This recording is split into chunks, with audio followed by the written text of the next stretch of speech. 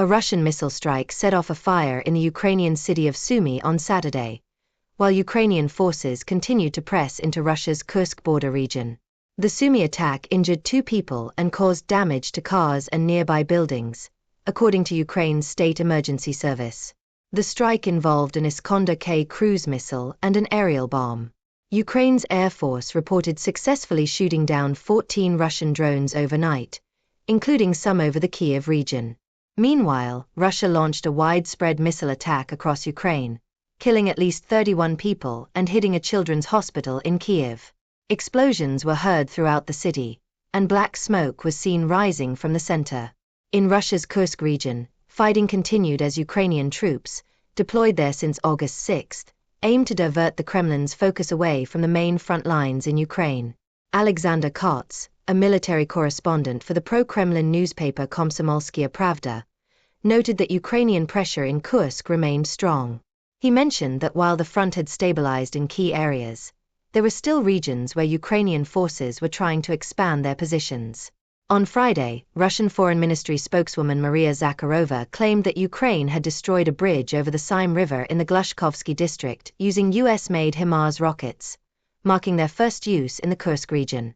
Although this claim couldn't be independently verified, the Institute for the Study of War, a US-based think tank, confirmed through geolocated footage that the bridge had collapsed after the strike.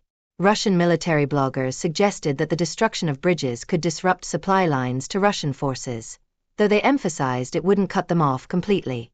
Kotz pointed out that temporary bridges, or pontoons, could be used, and noted that the Sumy River is much smaller than Ukraine's Dnieper River, with smaller bridges still available.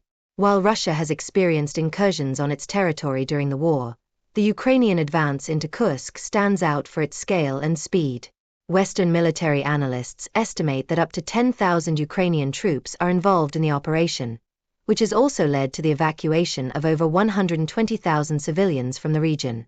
Yen Furtsev, an activist and member of the local opposition party Yabloko, described the shock and panic among residents. No one expected a conflict like this in the Kursk region. The suddenness has left citizens frightened and confused, especially those arriving from the frontline areas. As Ukrainian forces advanced, they captured several Russian soldiers. On Friday, the AP visited a detention center in Ukraine, though its location remains undisclosed for security reasons. Inside, dozens of prisoners of war were seen, some with their hands bound, being led down a corridor. They were given rations of thin soup with cabbage and onions. On Saturday, President Volodymyr Zelensky praised Ukrainian soldiers and commanders for capturing Russian military personnel. He emphasized that this would strengthen the country's exchange fund, which could be used to negotiate the release of Ukrainian prisoners of war. "I thank all our soldiers and commanders who are capturing Russian military personnel, thereby advancing the release of our warriors and civilians held by Russia," Zelensky stated in a post on X.